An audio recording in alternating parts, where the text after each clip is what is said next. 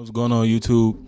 It's TC coming again with another video, and in this video I want to show you how to get started with your cybersecurity home lab. So without any more talking, let's just get right into it. So the first thing you want to do is do a quick Google search for the Windows Server 22 ISO file, which will take you to Microsoft website.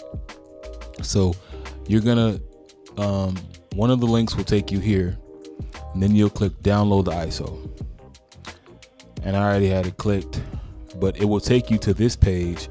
You fill out all this information, and you fill out all this information, and then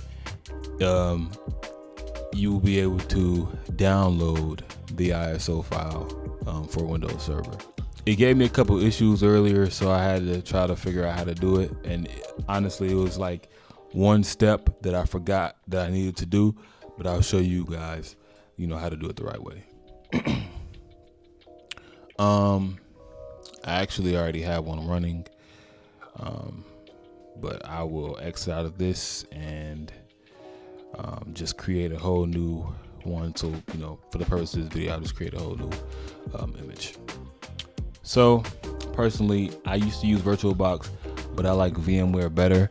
So open up VMware, click create a new virtual machine.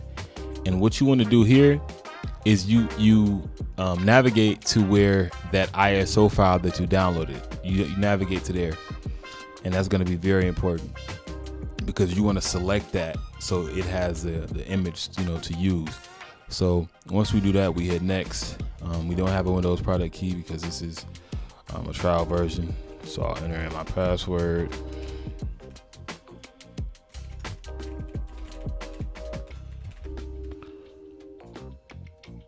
Hit yes. I'll just name this one Windows Server 22 test for YouTube, and then we'll hit next. So you want to make sure that you give it a decent amount of storage to be able to use, because obviously this stuff takes up a lot of storage. You hit next. Then you want to give it a decent amount of I like to put it on 4 gigabytes. You want to give it more power. Then you hit close, and then you hit finish, and now it will launch the virtual machine for you. Now we're getting ready to run into an issue, but I'm going to show you how you get through that issue when you download it for your own instance. So this is the issue. So when you run across this screen, you want to hit OK, and then you want to hit shut down guess.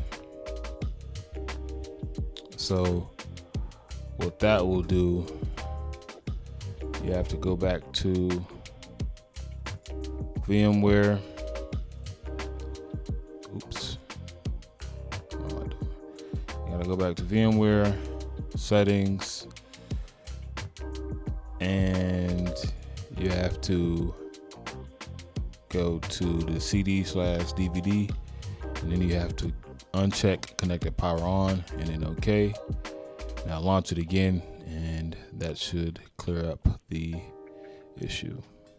So you go in floppy, and then you uncheck that, and then once you do that, everything will boot up how it should, and we won't have any issues. I've installed this server so many times, and just this time today when I tried to do it, I forgot all about that small step. But anyway, we're back. So go through this installation, and you hit install now. This is gonna take a while.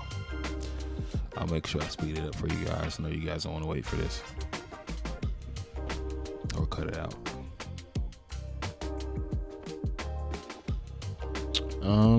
And then you want to click when you get to this screen, you want to click the standard evaluation desktop experience.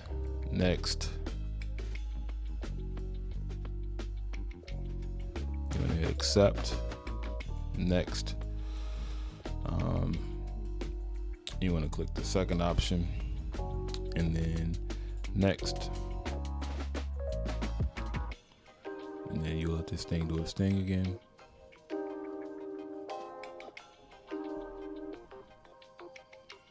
So, enter your password.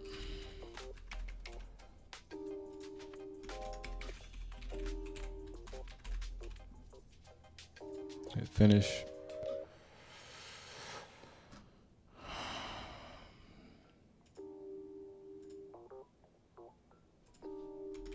Now we are able to log in.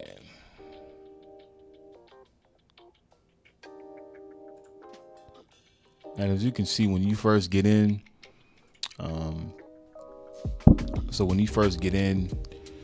you will, this server manager will automatically pop up, and it is at this point to where you will now be able to begin to configure the domain controller. So you just want to go in and start going through the process. First, you're going to have to edit the IP address settings. So maybe if that was too quick, you're going to come back and you want to click this right here.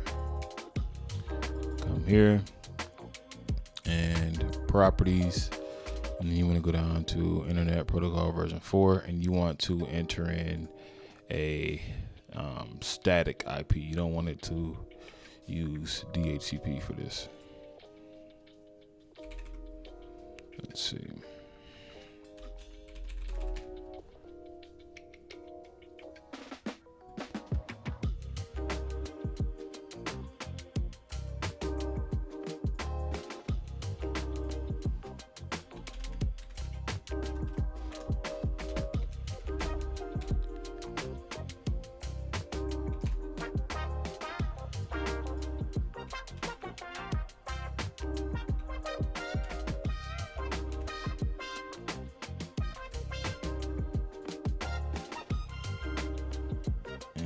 Put in 8. Obviously your settings will be different, so you just have to go through the process of entering in the IP address. The subnet mask will automatically type itself in for you, and then the default gateway, and it will come here and hit OK, and hit OK again. Close. Now I would like to go to the command prompt. I cannot type today. And I want to make sure we have connectivity. So ping 8.8.8.8. And so we are receiving packets, so we can connect to the internet. Now, go through all of this, click. Let's just say ESPN.com. And as you can see, we can reach it. So once you do that, you want to come up here, and now you want to go to add rows and the features. So we're gonna have, you're gonna go to add rows and features, and now we just go through the process. Now I want to give a disclaimer. I am not saying that this configuration is how domain controllers and enterprise environments are set up. I'm not saying that. This is how I was taught and how I've seen it set up for lab environments. And some of these things that I'll do here may deviate from that, but I am no way saying that this is the complete configuration. I'm not sure about it right or wrong. I guess that's subjective. But yeah, just want to throw that out there. So click next, And then you want to make sure you hit role-based or feature-based installation. So next, it'll already be checked for you. So you hit next, and you want to make sure you you start to add the roles here. So I'll add DNS server, add features, continue, and I'll add DHCP. But you really want to add Active Directory domain services. And then you want to click, honestly, you can click this one and then I just did that just for my own purposes. And then you can click Active Directory domain servers. Next. Next. And any of these settings and things like that can be changed at a later date. So don't worry about messing anything up. Just keep clicking next and next and hit yes, and then install, and now we wait.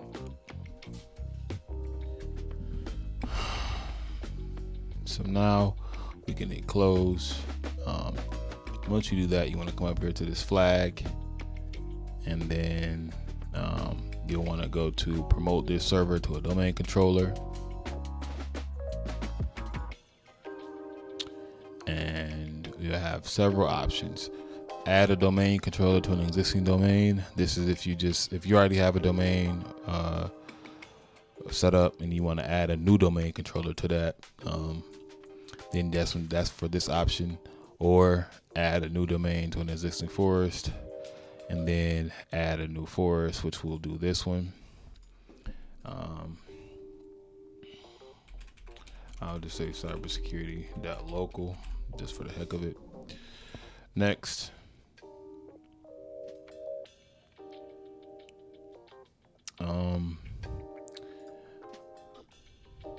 So then you want to enter in a password for this.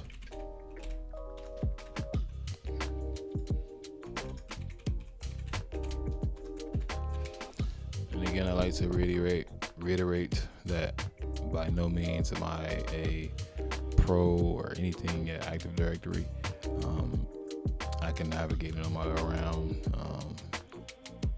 I know how to manage users, computers, create policies, TPOs, things like that. But nowhere near like a system admin level. I mean, those guys use this literally every day, all day. So you want to hit next. It'll enter it in for you.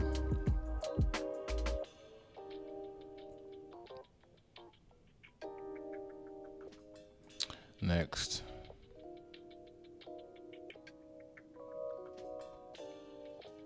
Next. Next.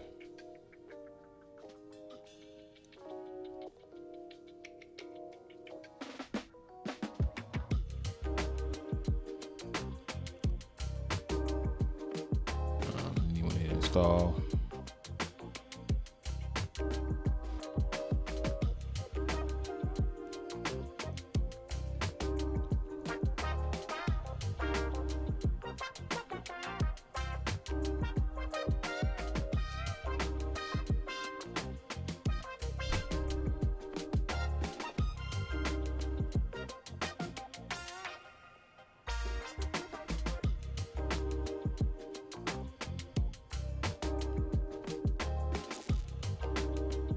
And now, as you can see, this server was successfully configured as a domain controller.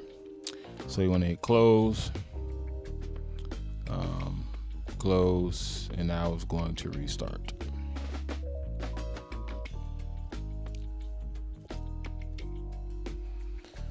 We'll wait for this process. I think one of the only things that we have to do is to rename the computer. And I don't think I talked about the domain controller. And, I like to hype up domain controllers, because it's just like, it controls everything. It controls who has access to the network, it controls users and computers, and it's responsible for so much, man. I really like domain controllers, so I like to refer to them as the king of kings.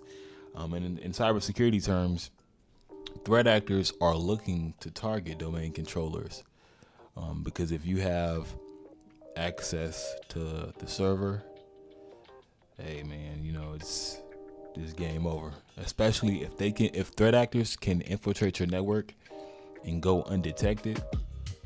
Oh man, it might be time to cancel Christmas.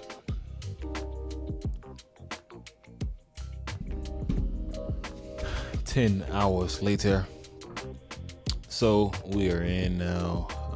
As you can see, you're ready to sign into the domain. And honestly, I'll probably end up using this.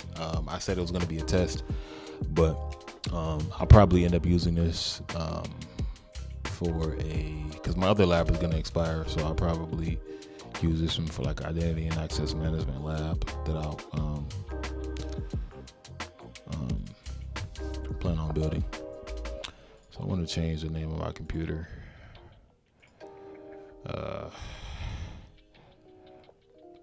I'll title this one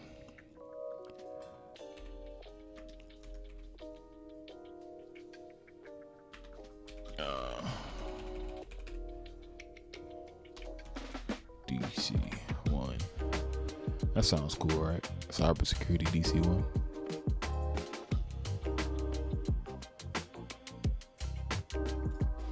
Oops.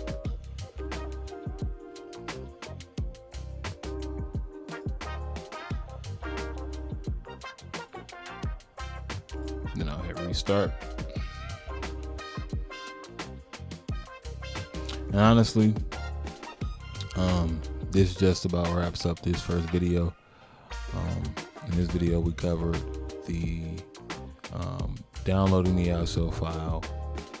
We covered installing it in VMware and configuring the IP addressing for the domain controller, and we configured the domain controller, added its roles, and yeah, so that concludes it for this video.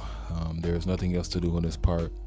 In the next iterations of this lab, I will be creating a workstation and joining it to the domain, and then we can continue to go over organizational units and GPOs and managing the user, managing the workstation, things like that. So again, I want to say thank you for watching. I know it's been a while. I know I talked a lot, but I really get enthusiastic when it comes to cybersecurity and being able to help people get into this industry and knowing where to start, because I think that if I can make it that much easier for you, in terms of knowing where to start and what skills to build on, I guess I can do my due diligence as far as doing my part to, help out the next person. So yeah, thanks for watching. Peace.